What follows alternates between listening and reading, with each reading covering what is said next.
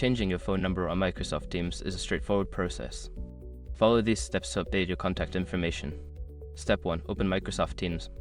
Launch the Microsoft Teams application on your device or access it through a web browser by visiting the Teams website. Step 2. Go to Settings. Click on your profile picture or initials in the top right corner of the Teams interface. From the drop-down menu, select Settings to open the Settings menu. Step 3. Navigate to Accounts. In the Settings menu, find and click on the Accounts tab. This section contains your account information, including your current phone number. Step 4. Edit phone number. Locate the phone number field and click on the Edit button next to it. Enter a new phone number in the provided field and ensure it is formatted correctly. Step 5. Save changes. After entering your new phone number, click on the Save button to apply the changes. You may receive a confirmation message indicating that your phone number has been successfully updated.